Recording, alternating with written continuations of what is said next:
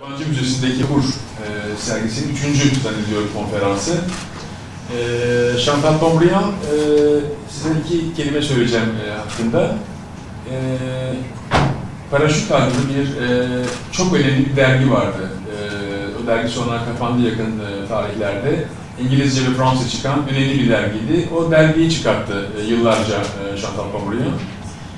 Daha sonra birçok yerde sergiler yaptı, birçok makaleler yazdı. Paris Foto sırasında en son geçen sene Mutasyon diye bir kitabın, ortak kitabın editörlüğünü yaptı. Jeux.com'da çok önemli bir sergi gerçekleştirdi.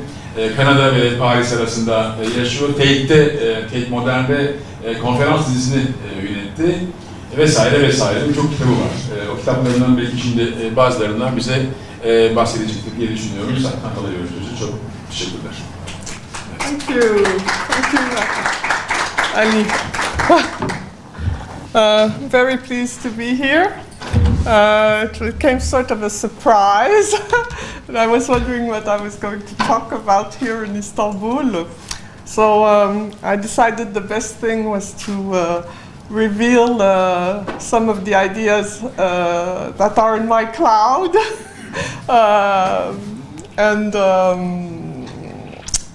So I've been working on a book which is called The Contemporary, The Common Art in a Globalizing World, which brings together my texts from the first decade of the new millennium.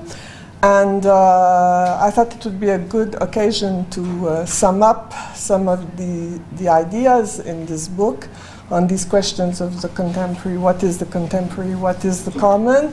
And especially in the context of the Anish Kapoor exhibition that is here, Anish Kapoor being, I think, one of the prime examples of what a globalizing artist can be doing these days, inscribing himself in bringing together almost 2 great traditions, that of the Western historical avant-gardes up to minimalist artists, which challenged those avant-gardes very much, which he does also and continues doing, and together with the fact that he is Indian and that he carries, I think, with him himself Indian philosophy, Indian culture, and I think that has enabled him to carry further certain discourses in contemporary art, which are truly challenging.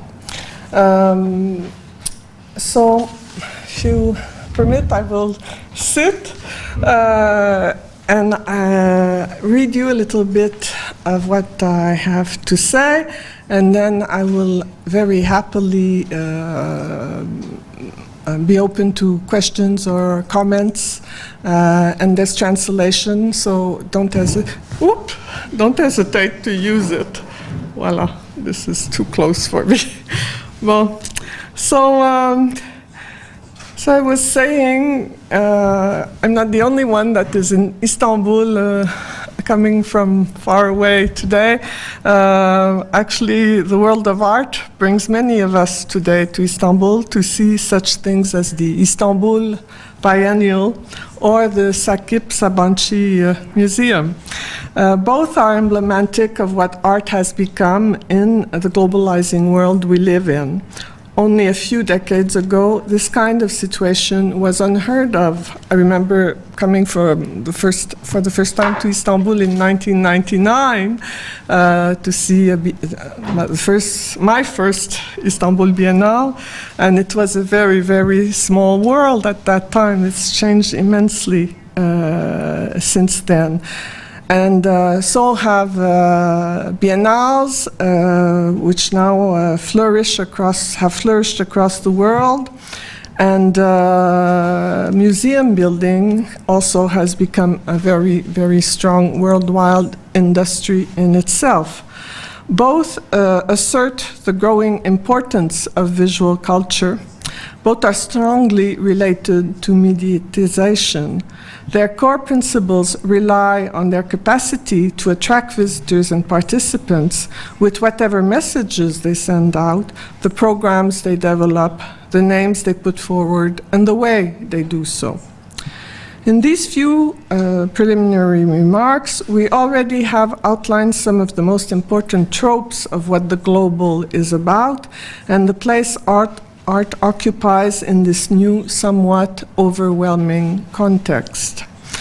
Globalism brings about contamination. Ways of living and of seeing quickly travel under its impact. Surrounding oneself with cultural productions, artifacts, and processes is inherent to collective living throughout history. Life does not exist without producing culture, and culture requires institutions in order to manifest itself publicly and collectively.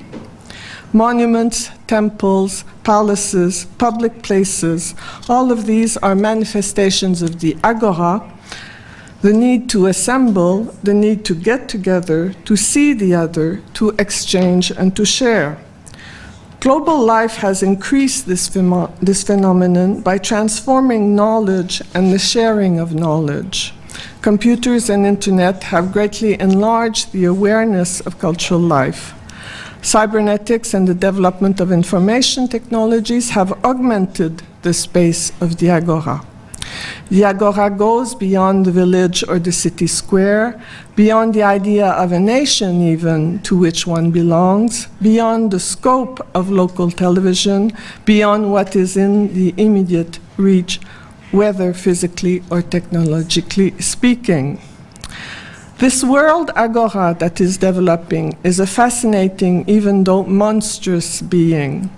It spares no one, as we are constantly bombarded by conflicts and catastrophes raging throughout the world. We now live in a world of images as much as we do in the real world. Is it even possible to say that one's real world is the domestic world one lives in on a day-to-day basis? A world that includes some people, family, friends, co-workers, neighbors, etc., a house, a flat, local institutions, and workplaces. Is that the real world we still live in today?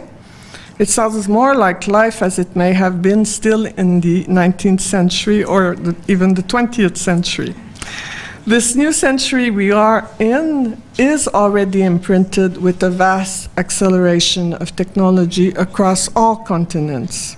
Cell phones are emblematic of a personal revolution in terms of managing one's life, sharing knowledge and communicating, exchanging in a very basic day-to-day fashion. The expansion of social networks, such as Facebook, a phenomenon that only started in 2004, hardly 10 years ago, enlarges one's social world and transforms communicational contents, not only relaying words, but also images, and also the way information is communicated and exchanged. As we know, what happened on Facebook can go from being quite ordinary and dismissible to quite extraordinary, provoking social uprise and political change as it has happened recently in different areas of the world, including this one not so long ago. In other words, we are living in a world which is at once and simultaneously local and global. With the technological means it has at hand, this means that information production and dissemination are not only in the hands anymore of large TV or radio networks, nor large newspapers, they are also in the hands of almost every individual. These new increased means of communication carry the local afar and the global within one's own life sphere. A reflection on these new developments leads us to ask the question, So what is the contemporary? As the word says, to be contemporary is to be with, cum, as they say in Latin, time, tempus. Is there a to be, a possibility of being without being with? To be is to be with, as one's conscience of oneself only occurs when one is in the presence of the other, or present to oneself, a phenomenon defined by ontology. To be is to be in the world, as one's existence is tied to the place we are in, the place we live in. Being is essentially being in the world. One's sense of being in the world is guided by the information that we absorb, as well as the sensations we experience. To be with, to experience contemporaneity, is to benefit from an enlarged perception of the world, an augmented perception. The 21st century has already greatly enlarged the informational and experiential sphere that surrounds every being. To be contemporary today is to have a sense of this enlarged world we live in. To be contemporary is a perception that is accrued by the consciousness that is linked to the realization that we are being with, living with. This being with brings about difference because it takes into account the immediate otherness of the situation we are in. Being with engenders de facto difference and differences. The issue with democracy is that it requires difference to be integrated into its process, without which violence and conflict occur. Worlding, or globalizing, does not annihilate conflict nor suppress violence, but it does give way to freedom, as other ways of thinking and living have a heightened visibility in today's world. Being contemporary today is increasing one's sphere of knowledge and of action. It provides a heightened awareness of present-day situations as they develop worldwide. Being contemporary is living in one's time. Having a sense of time is having a sense of what time is about, what the times are about. How historical and social processes are evolving, changing, moving. Being in time, as in music, is the capacity to be oneself present in the midst of what time is carrying with itself in terms of ways of seeing and ways of thinking about the world, the place we live in. How to be present? What to do with this time that comes with being contemporary? Those are some of the questions that address most contemporaries, including artists. Hence the importance of performativity and presence. Both concepts characterize what is going on in the most influential art making today. And these two important concepts lie at the heart of what a museum should be doing today. Let us go a little deeper into what is meant by these terms. Performativity is not performance. It is not a new genre, a live art form that can define itself in the way the traditional genres of art have done so throughout art history. Performativity escapes the notion of the genre in art as it constantly puts it into question. There is no genre to be defined in performativity as it is constantly shifting, changing, moving, transforming itself and its surroundings. Performative moves. It cannot be coded nor limited to any type of material, of support, or surface.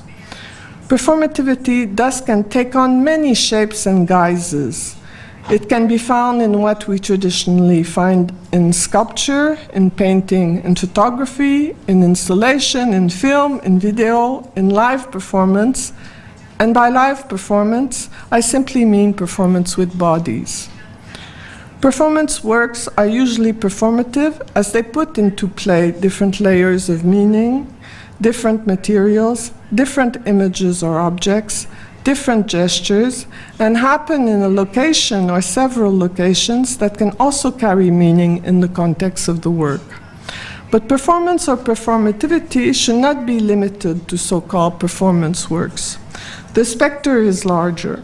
The possibilities are diverse and can adorn many incarnations. A performative work is a work that opens up meaning to new directions in thinking and doing. It goes beyond that which exists already, or that which is already understood, or classified as such in human knowledge. It expands consciousness beyond oneself, beyond history, and beyond the present situation. It discloses the real, other dimensions of the real. It is the unknown. Performativity is the tool that enables the unknown to come to the forefront.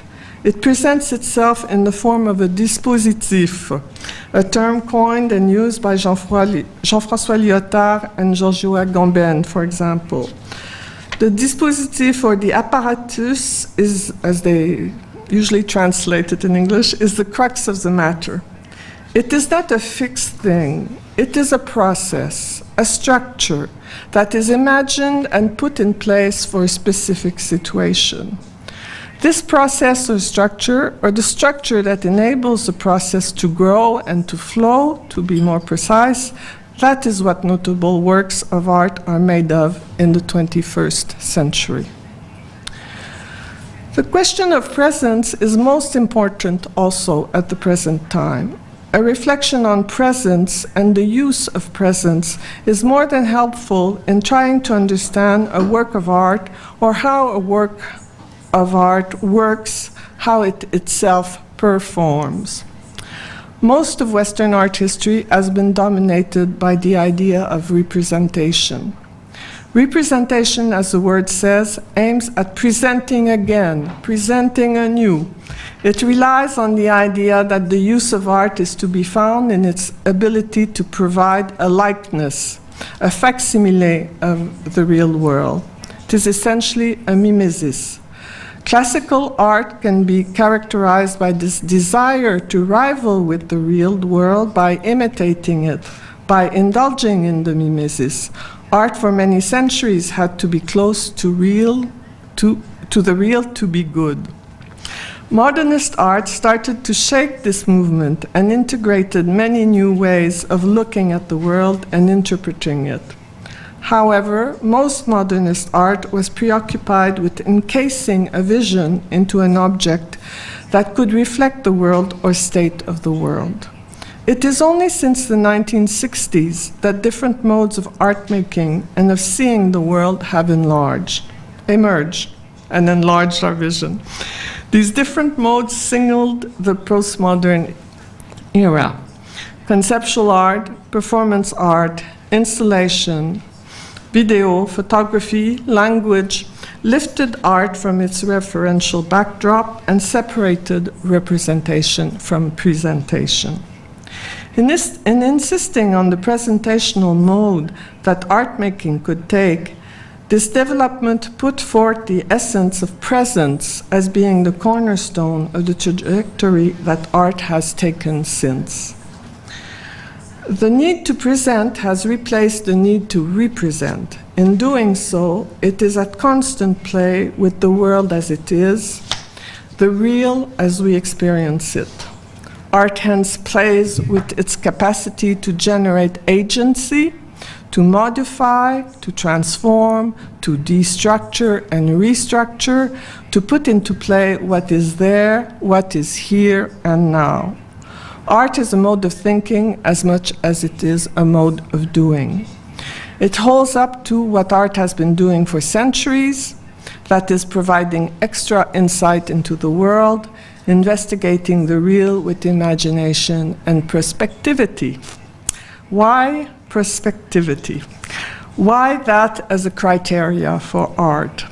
Art should see beyond the real, even though its material comes from or exhibits fragments of the real. The current situation, as opposed to that of most of what is known under the guise of art history, is that art is no longer a parallel reality, but it is a reality which is interlinked with the real. It delves into the world in order to find its materials and recognizes this fragmented reality into other visions that can contribute to more creativity. This can be done with video, installations, live performances, live situation building, and so on. Presence is being there, confronting presence, and that is what art does. Presence is what gives significance to the world. It measures the weight of the world, or as Merleau-Ponty would have it, the flesh of the world. It addresses the reality and the real, what counts, what carries meaning. Presence is at the core of being. And being with, to come back to what I was saying earlier, is the only way to measure presence. Presence does not exist in itself. It exists as if it is shared, exchanged, if it is there, if it is a width that, if there is a width that comes with it or across it. It is not possible for presence to recognize itself. Presence does not exist without the other. Performativity is the device, the dispositif that enables the disclosure of presence. The raw being of presence is the material of performativity. To come back to the globalizing world, which is at issue today, it is necessary to understand this insofar as today's world coalesces around its contemporaneity. The contemporary cannot be envisioned without the common. The common is the being with that is discussed here. Performance has garnered much attention in the last decade, whereas it seemed to have fallen into oblivion in the later part of the last century after its great spur of energy in the 1960s and the 1970s. What can be said about this phenomenon as it stands now? Why performance? The first signs of the new burgeoning phenomenon came from those continents that had been rather silent in years when Western modernism and even postmodernism triumphed and held its ground in the international context: Asia, Indonesia, Latin America, Africa. In either context, it took on different forms, bridging on local histories and developments. For instance, dance came on very strong in Africa and Brazil in the late 1990s, whereas in Argentina or Chile, it came out as conceptually oriented. In Asia, China especially, time and space were intensely explored through the body. Performance is a thermometer of the world, as it is being experienced in different contexts through different histories and bodies. It is a language of signs resounding from one body to the other, to others, from the singular to the plural. Performance is the place where the being with manifests itself in its utmost urgency. In this sense, performance is linked to the growing globalization we are witnessing. It signals the need to experience the being here and the being with that is endemic to contemporaneity. It creates situation, generates observation, as well as emotions that are linked to the new environment that is that of the contemporary world. Its ability to bring together tropes from local and international history, together with personal history, to differ the normal rhythms of the world, to restage its modes of being, its attitudes and behaviors, these are some of the ways performance acts upon or within the globalizing situation of art and life today.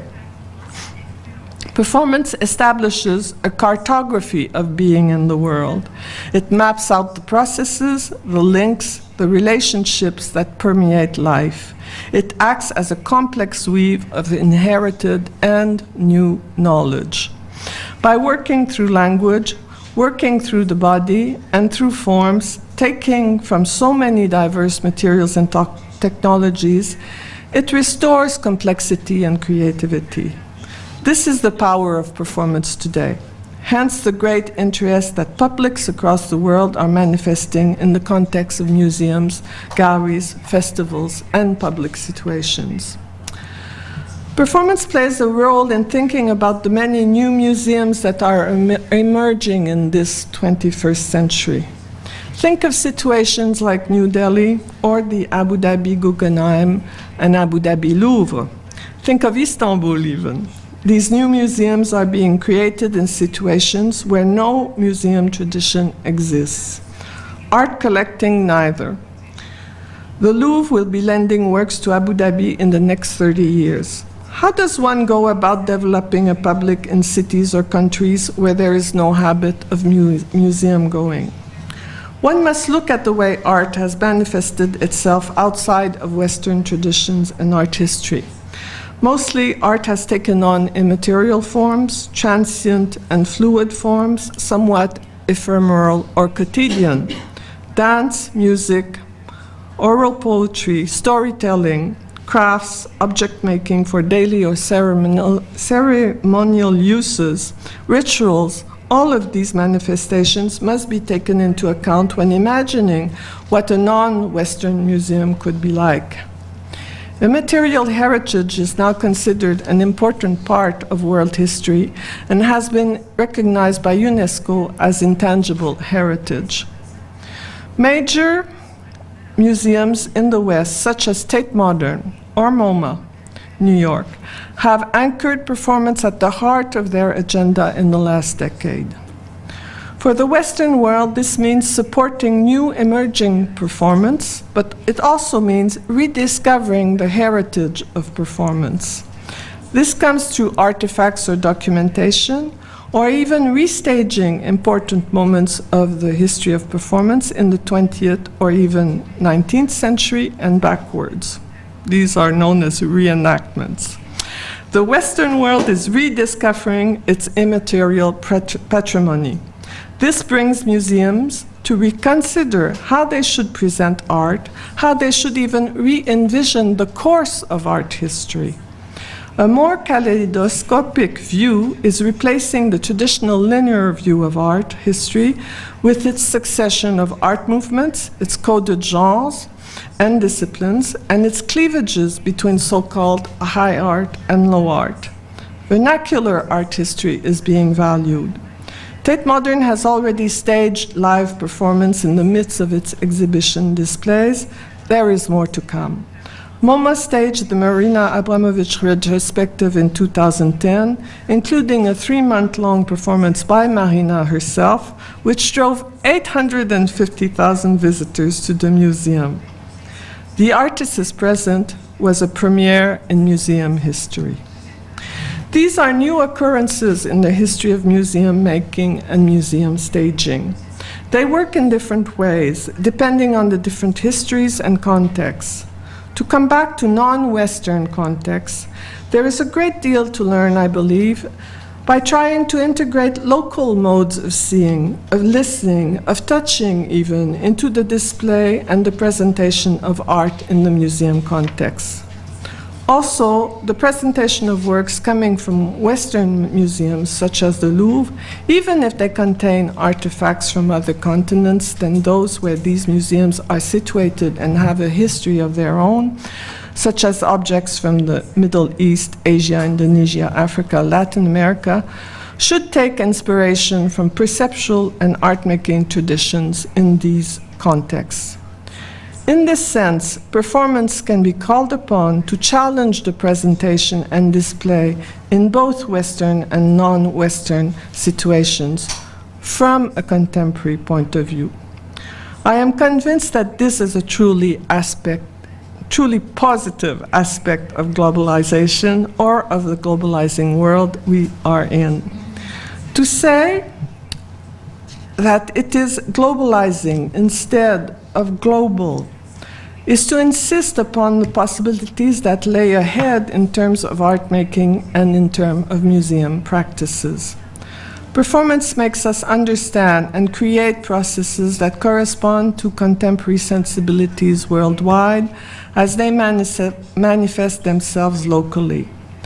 Performance relies on the in situ of display and presentation, which means that context, location, history are prime factors in articulating different dispositifs, different structures and ways of making and showing art. These dispositifs are apparatus that create agency in the sense that they enable creativity together with the production of new knowledge and a sense of a new experience. I was saying earlier on that these dispositifs could take on the different forms of live performance, installation, video, photography, whatever medium or mixes of mediums one can imagine. Combining a sense of the contemporary and a sense of the common, they put into play a mix of processes that have to do with concept as well as percepts, subject matter as well as the way these can be perceived. Concepts have to do with meanings, which in turn are articulated through percepts. While we keep in mind the complex trajectories that art making and art productions can take in the context of the contemporary and the common, I will attempt to situate the work of Anish Kapoor with regards to these dynamics I have been discussing. So as we know, Anish Kapoor, this doesn't hold on very tight. As we know, Anish Kapoor was born in Bombay in 1954.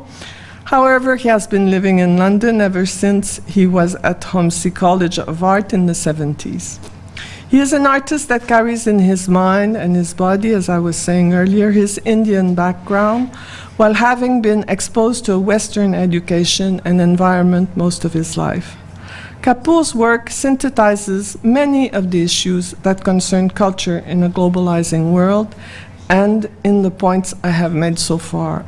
His work also addresses questions of display that challenge institutions, as the people here must know, as well as the public sphere. Some of the most challenging works that have appeared in the later years address the questions of being in the world and being in common. Cloudgate, for example, which we have a second view here, a work from 2004, takes the form of a gigantic stainless steel cloud which seems to hover on the urban plaza in which it sits, Millennium Park in Chicago. It is emblematic of those very minimalist and simple shapes that permeate Kapoor's work. It resembles a drop of water or mercury, a giant one, that has been suspended in time and in space. The mirrored surface restitutes the transient quality of the fluid matter evoked by the work. It does so at an unimaginable scale, one that brings the expertise of contemporary engineering to make it possible. The shape is at once on and off the ground, enabling public passage under it. It is an object of architectural dimensions which inhabits this public space as much as it is inhabited by it through its mirrored surface. It reflects the crowd that is surrounding it. It is inclusive of that crowd, of the movement going about in its surroundings. It reflects human bodily activity as well as the built environment around it. It also reflects the sky and the cloud formations in the sky, and as the object itself takes the form of a cloud, creates an imaginary link to the clouds above, to the sky above, to what might exist beyond and further away in the unattainable void that is the cosmos. The work opens up the closed-in, urban, man-made environment to a cosmic dimension, to the world of the other, be it even the great other with a big O, or the other as in others, those that surround us, those that experience with us questions of contemporaneity and commonality. Several other public sculptures deal with these issues of being in the world and of being within. The large piece done for the Turbine Hall at Tate Modern in 2002 is called Marcias. It is a mix of PVC and steel. It is a structure that extends itself to one end of the LAR of this large hall to the other and takes the shapes of two horns joined together, each looking outwards through an opening. Windows at the end of Turbine Hall. This organic shape contrasts the industrial modernist shoebox shape of Turbine Hall, a monument to industrial modernity in itself. It is a challenge for each artist to deal adequately with this space because of its very strong statement in itself, echoing the gigantism and mix of technology and architecture which greatly impregnated the built environment in the last century. Maurice Sass challenges the monumentality of Turbine Hall and addresses it head-on with an organic shape, unconceivable even until the history of engineering could take it on in the later decade of the 1900s. Maurice Sass, built in 2002, addresses the current zeitgeist not only in architectural terms, but it also challenges the history of the Tate Modern building, its former existence as a huge power plant in the UK, and the fact that it has recently been transformed into a museum. Kapoor's works challenges the modernist authority of the building, but also that of the museum as a space where objects of art are seen at a remote distance. He introduces tactility and presence into his concept and delivers the possibility of experiencing presence, being and being with in the museum space itself. The work invades the space, and furthermore, the experience of the space becomes the work. The viewer or visitor is brought into the work in an unprecedented manner. The space can hardly be reduced to a shape to be imprinted in one's mind or imagination. You can't get a complete view of it. It is a space to be lived through, driven as much by process as by concept. One cannot seize it as a totality. It is only possible to experience the work, the situation, by fragments, by blips. The title, Marsyas, alludes to Greek mythology and the satyr who played a double-piped reed instrument known as the olos, a figure which became emblematic of augury. In taking the shape of the earlobe, the pavilionic structure that links the body to its surroundings by taking in sound, this work echoes the space of the demos, the public space at the museum where multiple voices are to be heard and where a sense of what is beyond or what lies ahead is to be experienced. A similar spirit animates another gigantic work that Kapoor realized for the Grand Palais in Paris in These are other views of, it's another close view of the work at Tate Modern. This is an outside view of the piece that Kapoor created for the Grand Palais. So the Grand Palais is a huge building. The nave itself is 35 meters high, the volume 13,500 square meters, and it was erected in 1897 in view of the 1900 Universal Exhibition, an edition that marked the introduction of foreign cultures to a larger public in France and Europe. It comes down in history as being one of the important moments when the Western world experienced an expanded view of cultural life on Earth, a larger view which encompassed the other and which addressed the new types of publics that arose with increasing urbanization and modernization. It is an architectural fete for the time, linking glass and a steel structure as never before, which reflects what architecture and engineering could do in terms of creating a new challenging monument. The Grand Palais is still today a space for wonderment. The way Anish Kapoor chose to address this mesmerizing space is the type of challenge that the architects of the 1897 building must have faced. Anish Kapoor puts in place a structure here which is again a challenge in itself to contemporary architecture.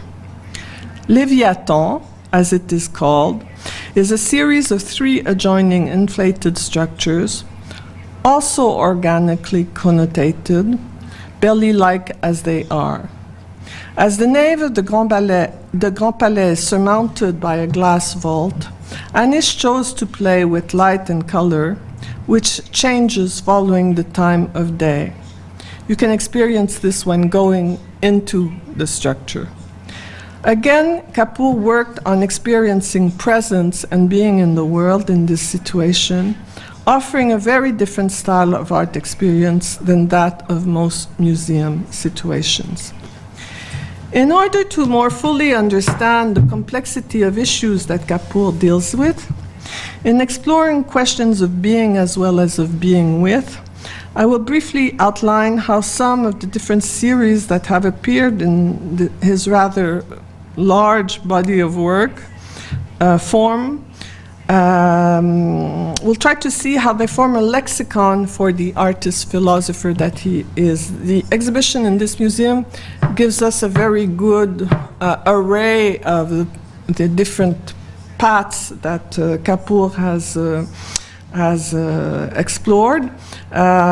Some are missing though, such as 1,000 Names, for example. This is from the series of 1,000 Names,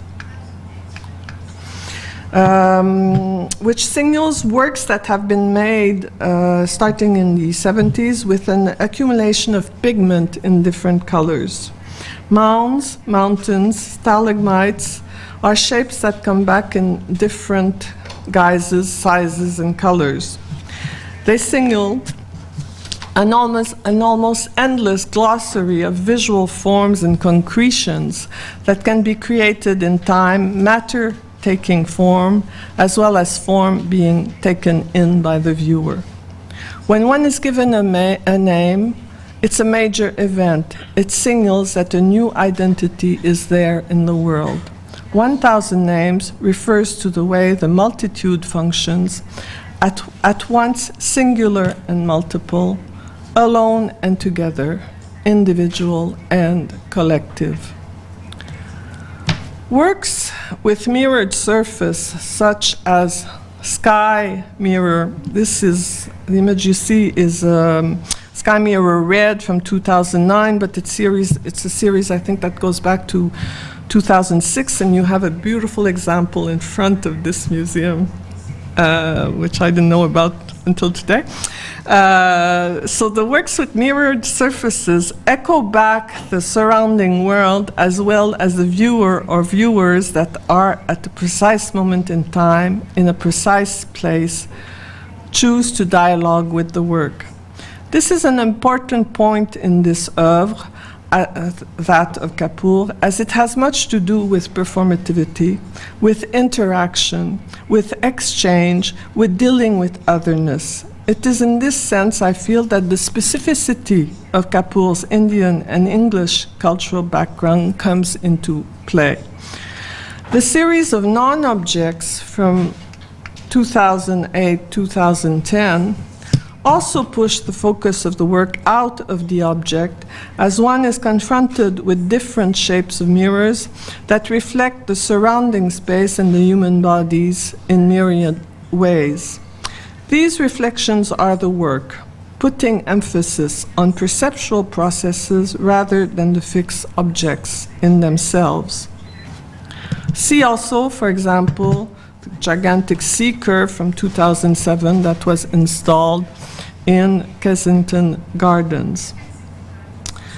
Otherness and consciousness raising are present again in works that exhibit color, or black as we see here, in the round concave wall-mounted pieces that abound in the oeuvre. The reversibility of a concave object is worth noting. As it is concave, it is also convex. The in and the out exist in the same moment, and in their simultaneity, they exist as a worldly being. The inside of the concave shapes is modulated and changes whether it is red, blue, yellow, or even silver or gold inside. I'm showing you two types of work, some which are these external capsules that are put on the wall, or some which are dug in to the wall and held by forms, I think PVC forms that hold the color. Experience color by being enveloped by it is something that Kapoor experienced on massive scale with Leviathan, but it is possible to get a sense of it with the concave structures that bear names such as those that we've seen, Elephant 2006, Alba 2003, or Wave 2003 also. This is this is untitled, I'm sorry, I don't know. It's in the exhibition, I don't know, I don't recall the year. But so it's one of the, it's an example of one of these works that is really dug into the wall. When I Am Pregnant, that you're seeing now, from 1992, is considered a milestone in Kapoor's work. It is not in this exhibition, unfortunately. A simple breast-like shape in white emerges from the wall, also white. This work, almost a material work, surfs on the liminalities of art making and art viewing. It offers the viewer something that is barely there, and which still powerfully addresses questions of visibility and invisibility, of being here or of being with. When I Am Pregnant is part of another series of works, which are interventions into the architectural spaces, as I was saying, in which they are placed. Yellow, which is in the exhibition from 1999, is one quite extraordinary example, and so is My Body, Your Body, which is also in this exhibition. This work is from 1993. They challenged the usual museum gallery by creating mounds or holes on walls or floors even, enlarging the parameters of viewing and experiencing. Here again, Kapoor expands the vocabulary of the ways, the lexicon I was talking about earlier, the vocabulary of the ways of doing and ways of seeing that lie at the core of art experience. Homi Bhabha has referred to this methodology as being that of a translator, and quite rightly so.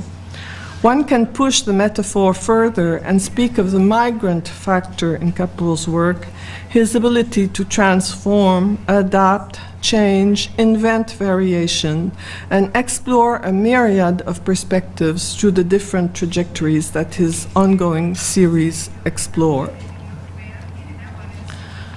The stoneworks we see in this exhibition, and there's many of them, so I must quote a few. The stoneworks we see investigate the void furthermore and in other manners. Characterized by insertions or craters into different types of stones, which are sometimes covered with pigment, as the one we saw before, which is called Oracle from 1990. They contrast the solid and the empty presence and seemingly infinite spaces in a back and forth movement which signals constant passing through, a kind of trespassing also, because a stone is very hard to pierce or to make a hole in, a kind of trespassing which brings the known and the unknown together. Here you have With the Past, 2009, and another later piece from 2011. The crate below is not part of the piece. Although I think it works very well this way, thinking of a globalizing situation. This passing through form and matter is a mode of being that is constantly being experienced by the contemporary figure. It shows up in a work such as Shooting in the Corner, which I had a chance to see at the Royal Academy in London in 2009, but which was repeated in other venues a bit before, a bit after. This is one of the only works in Kapoor's oeuvre which involves a live performer. I'm not talking about his collaboration with choreographers, which seem to be more and more frequent. It consists of a cannon which is regularly armed with a wax red ball, Vaseline ball, which is shot onto the walls of the gallery. The resulting installation changes throughout the show as the quantity of splattered wax on the wall accumulates and the different patterns it creates when it explodes under the impact vary. One should mention the effect also that the sound of the impact creates as the wax balls periodically explode. This performative installation carries historical and globalizing connotations that are made sensitive here. I have evaded the word post-colonial throughout this lecture. We can talk about later. Another powerful installation could be seen in the same show, Saviam, I hope my pronunciation is right, from 2007. A train-like structure covered in the same red wax Vaseline that the cannon balls are made of advances on rails, going in this case through the 4 galleries of the Royal Academy. Here the slow plowing movement, the powerful red presence of the red components of the piece echo the weight of history and of global dynamics that are still very present in the world today.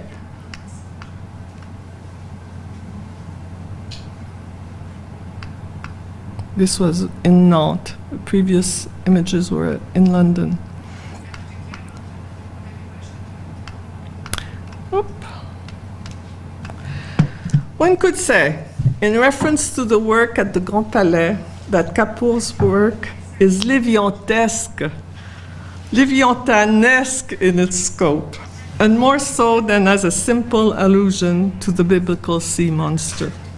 In thinking about his whole oeuvre, one can think that Kapoor has taken up Thomas Hobbes' Leviathan, or the matter, form, and power of a commonwealth, ecclesiastical and civil, as his famous book was called. In this book, the 17th century philosopher is concerned with how society works and exposes one of the first and most influential theories of the social contract.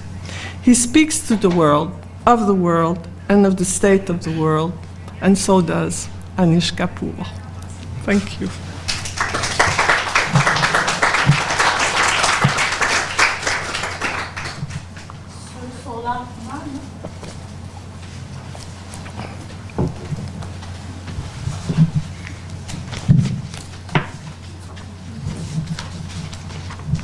Thank you very much for this very interesting presentation. We learned a lot about Kapoor.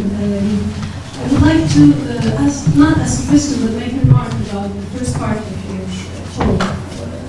When you compared Abu Dhabi, Guggenheim, or Istanbul, where you said countries where there is no tradition of collecting coins. I would like to make a small remark because sometimes Western observers have a tendency to homogenize the rest of the world. And just to say that Courbet's L'origine du monde, the first proprietorist was the Halil Pasha in Ottoman. So art collecting was in the late 19th century Ottoman Empire. Where intellectuals very much influenced from Parisian entourage were a question. But more importantly is the difference with art collecting with financial capital, big cities like Abu Dhabi, which came out of nothing, and countries like Turkey, where art collecting museum was already in the state-nation politics in order to have an identity, a culture, construct an culture. So I I completely agree with you, and the purpose of this lecture was not really to expand on the differences between all of these still relatively new situations. But I'm very aware that in Turkey, which should be European, if it wishes to be, at this time there has been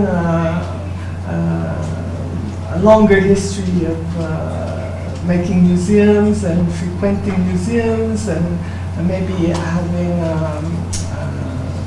an ongoing dialogue also with what's happening in the rest of the world. It was the heart of the Ottoman Empire, covered all of Europe at one time, so I'm very much aware of the difference. What is stranger is when you go to Abu Dhabi, where everything seems to be absolutely new, like if it was built only a few years ago, and you think that there will be great museums soon there. I think we have to think of those museums as being very different institutions from those that we know in New York or Paris. And I think I'm an advocate of introducing a contemporary perspective on history, be it Western or non-Western, and integrating it in museum making, not only in these situations like Abu Dhabi, but even the Louvre now has started to do it in Paris by inviting more and more contemporary artists. And I think that's very important to relate contemporary sensitivity to history in this way. And it's the only way that it makes sense. The new Louvre lens, for example, which opened in the north of France in a miner's town, which was abandoned, is presenting a view of art history that is very different from the view that the Louvre in Paris presents already, where it mixes in different cultures, different periods in history. It could go much further, but I mean, it's really a success, I think, as it is right now. Thank you.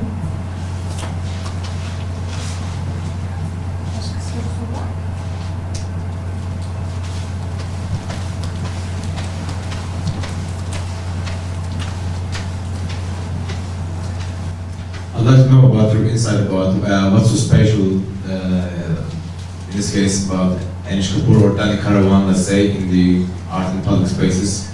Let's say artists like Richard Serra has been refused, like let's say in the example, Tiltal Arc has been removed from the public spaces, while artists like Danny Caravan or Anish Kapoor is always so welcomed. Well, I think Richard Serra was removed. I haven't looked at that story for a while, but also for security reasons. Not just because it was translating in from French. Maybe it was bothering some people, you know. May I add? It was removed for two reasons. The first one is just like you said, but the official reason was to let people easily pass around. But the speculations and the rumors says that it was all about they didn't like the form. So do you think in the public spaces when the art is open to the people who are not, I'm going to quote in the Greenberg's sentences, not educated enough to read it. Do you think the citizens like the shiny forms more, or like to see them around more, comparing to digital art? Oh, you know, there's a link to be made between Richard Serra and Anish Kapoor. I mean, Anish Kapoor came to the UK with his Indian background, but even that is more complex than that because he had an Iraqi Jewish mother. He wasn't already from birth in contact with many other cultures, and I think he went to one of the best art schools as they have in Britain, and right away he sort of incorporated what had been going on in minimalist sculpture. You can, as you look, I don't like this thing here. As you look, when you look at his work closely, you see all the precepts, all the concepts that were developed by the minimalists. They're there also in his work, but he uses them differently, he expands them, he goes much further in many senses. He works with time, that's something the minimalists brought in, and we're discovering now that artists in many other regions of the world are working on the same questions. And that's one of the benefits, again, of globalization, is that information now is traveling faster. But I think that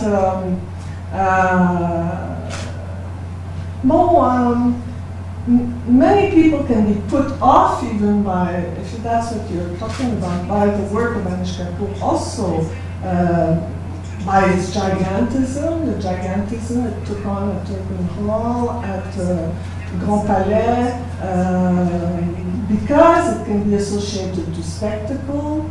On the contrary of what you're saying, it can be too pleasing to the masses. But I think that in a way it works with some of these ideas that also Richard Serra has worked with, trying to see how an object can have an interplay with other bodies. And the work is more about those processes than it is about the object itself, I mean. May I expand my question? Yes. Well, I don't know, unless someone else is watching. I would also like to know about your insight. Artists like Danny Caravan, the axis of Metropolis, if correct me if I'm not wrong, Chantal Pontbriand. The artists. Yes, now I know what you were talking about. Yeah. Well, I have to explain so everyone knows. Yes. The communication between the artwork and its surroundings, in this case, it can be the inhabitants. There has to be a certain communication, or the reading could be irritating, like some shock artists do as well. In this case, I can give an example like first.